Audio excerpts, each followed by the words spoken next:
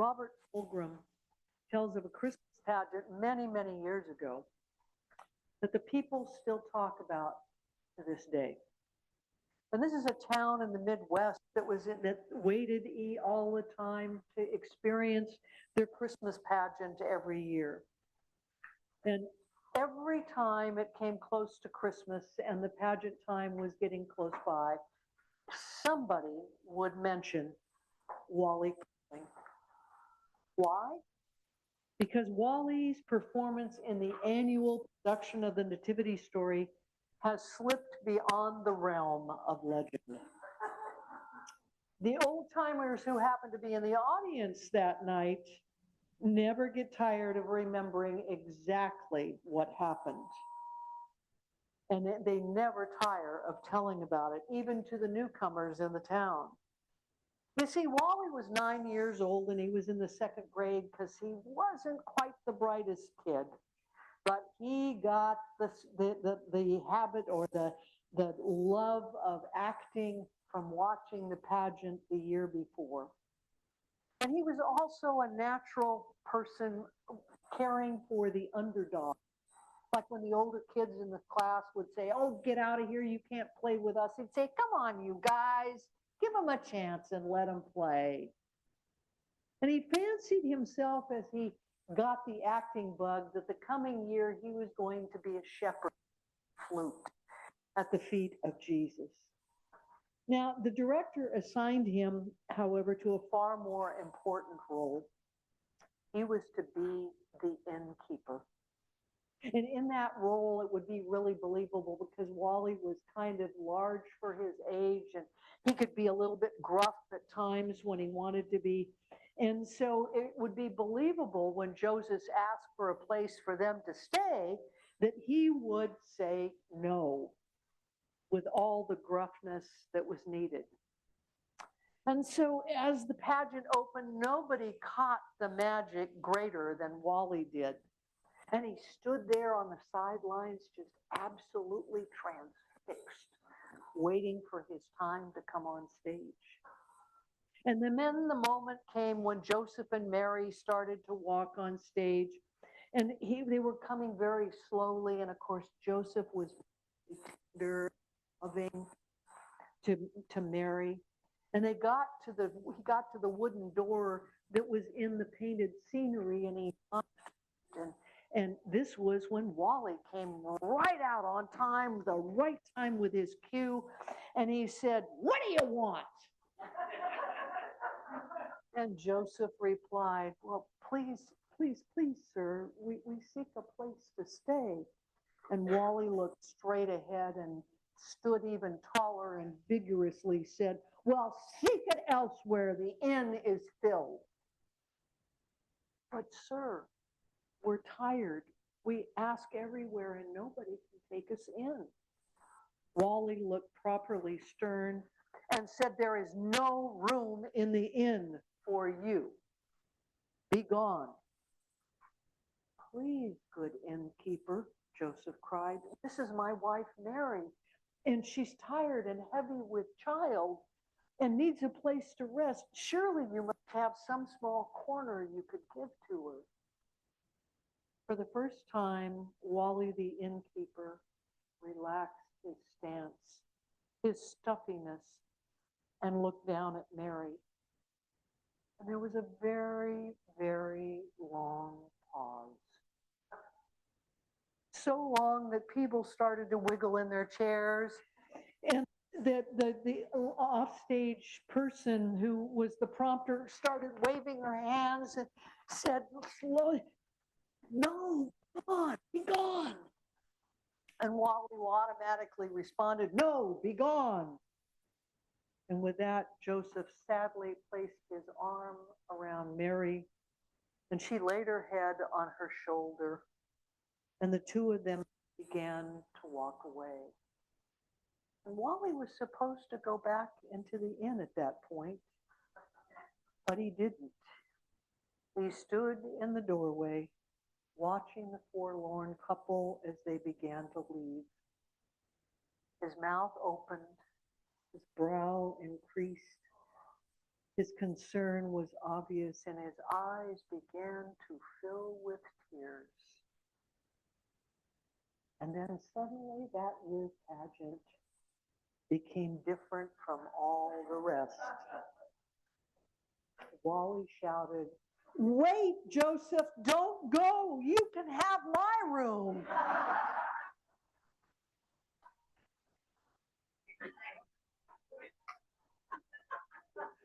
Well, there was a heated debate in town. Some people thought that the pageant had been ruined, but most folks considered it to be the most beautiful Christmas gift of all.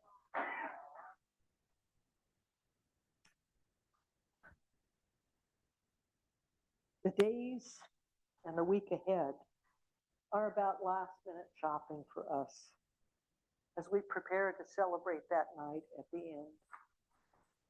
The time planning in preparation for the big meal. I'll go home today and bake cookies with it, pull the dough out of the refrigerator and bake them. They can be fluffed tomorrow. And if your family is anything like mine, as you gather, stories of past Christmas and events will once again be told. When we tell and retell the important stories of our life, they are sacred. We often find that as we tell it, there are few details that we absolutely are unable to leave out.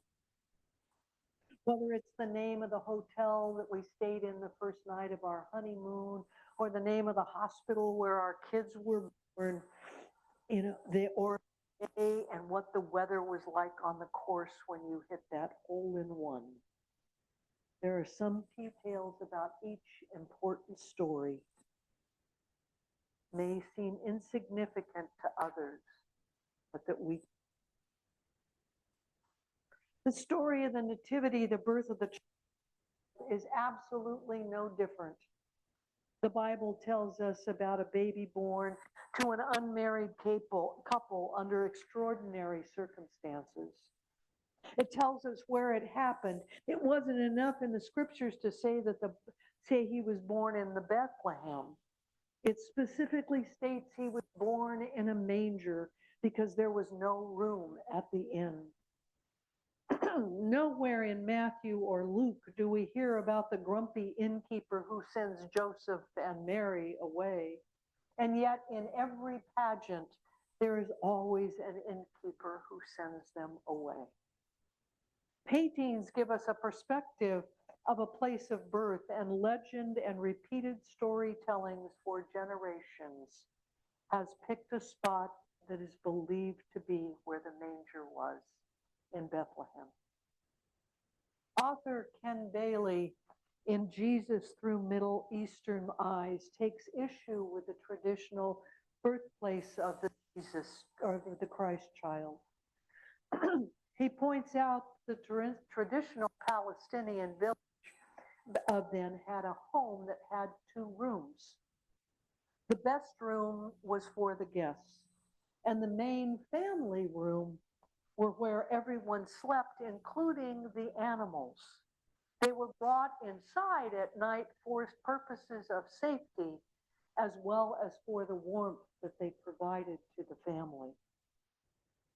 Bailey believes it was in this room that Jesus was born among a welcoming family.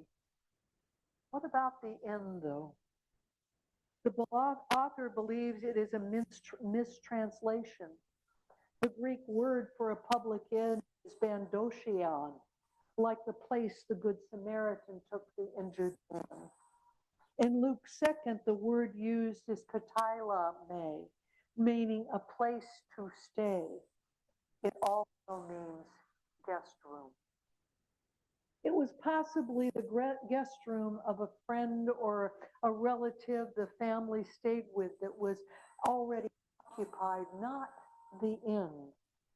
And we begin to understand how the story of the birth of the baby Jesus was told for generations, and it was enriched and changed as it was retold from storyteller to storyteller. There's a church in Bethlehem that was built over the very spot where Jesus was said to have been laid in a manger. I toured it in 2009 when I visited Israel with a group of ministers and practitioners.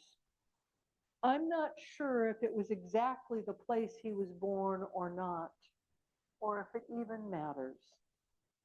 What I am sure of, however, is that we want a place we can visualize, we can visit and touch so that we can keep it sacred and holy. It is interesting that in all the accounts of the birth in the manger, we are never told when they were turned away from. Was it the Bethlehem Hotel? Maybe the Marriott of Judea? Or how about Motel 6? What I will always wonder is if the inn owner, who he turned away that night. Now, if this was just a story about an inn who missed an opportunity to open the doors to the Christ child over 2,000 years ago, I wouldn't be telling it today. But we're not celebrating the story of the innkeeper. In fact, I've never even seen a nativity scene with an innkeeper in it. Have any of you? Let me see. No innkeeper. Nobody knows the exact day when Jesus was born. Logically, based upon the biblical description, he was probably born in the middle of summer. December 25th happened to be picked by Pope Julius on 353 AD, as it was meant to counter the pagan feast of the sun god, S-U-N. A popular winter solstice festival was conducted in Rome, which was the birthday of the invincible sun. This was a significant celebration of the Persian god of light, who was often identified as the sun. Long before the birth of Christ, ancient people in the northern hemisphere observed the dissipation of the sun, and we know it as the solstice. The Christian celebration was intended to be a theological correction. And the celebration and the new celebration was meant to recognize and proclaim that Christ was born in the dark world and that he is the true source of light for all of us. Is it any wonder that candles and lights are such important Christmas celebrations? The new celebration was intended to draw people away from superstition and myth and to theologically help them focus on a deeper spiritual truth. It was originally called the Feast of the Nativity, and nativity means birth of or origin, a place of being born. So how can physically all of the things that happened prior to one night at the inn in Bethlehem and after? What is the deeper meaning for each of us in our own lives as the celebration of the birth of Christ approaches? First, we must look at faith and trust. In the first chapter of Luke, we are told of the visit that the angel Gabriel made to Mary. This young girl was only 13 or 14 years old, and she was told that she would have a son and its name would be Jesus. While she briefly challenged this because she had never been with a man, the angel reassures her. And you know that what Mary said in Luke 1:38, "Here I am, the handmaid of the Lord. Let it be to me according to your word." She embraces what she has to do. Why? Because she trusts God and has faith in the higher power. I love how Ernest Holmes defines faith. Faith is a mental attitude so inwardly embodied the mind can no longer deny it. Faith means a belief in the presence of visible principle and law which directly and respond And in our Science of Mind text, he talks about trust and says, we must cleave to the good and trust absolutely in the law of God to bring about our end. Spirit will mold our purposes when we allow it to do so. Key words here are we allow it to do. Mary and Joseph both agreed to surrender and trust in the process. They had faith in the unseen and the unknown. I don't think the innkeeper ever knew who he initially rejected. What I do know, however, is that all of us at some time in our life have the door and refused to take action. Sometimes God knocks at our door and asks, is there a room in the inn? And maybe we look out and we don't really like what we see. Or we don't like what it would mean to let the Christ consciousness within us. And so we close the door and say, there is no place for you here at the inn. But sometimes, just maybe, even when we're not sure we want to open the door because we're so afraid, we do it anyway. And that is what matters, because usually unbelievable things begin to happen in our life. You see, Christmas may be about Mary and Joseph, a long journey and the baby in a manger and no at the end. But the story gives us far more than what happened 2,000 years ago. It teaches us about opening to do what God is trying to do through us in our world today. It's about our response. Do we stay in the place of faith and trust as Mary and Joseph did? This story is about our willingness to tell God that even though we are unsure, we're afraid, or we have no idea of what to do yet, we want to be part of what God is doing in our world. After all, Mary said, here I am, a handmaiden of the Lord. Let it be me according to your word. The story of Christmas is not just about the birth of Jesus, but also about the awakening of Spirit, of God, of the divine in each of us. It's about the birth of the Christ consciousness in every single one of us. The Christmas story is about our own oneness within. Fillmore, revealed in the healing world, defines a new birth as the awakening of man to a consciousness of his unity with the one universal spirit, the change from the mortal to spiritual consciousness through the begetting, quickening power of the word of truth. Each and every time we hear the Christmas story and celebrate the birth of Jesus, we're celebrating our own awakening, our own willingness, and the truth and the opening within ourselves to receive the word.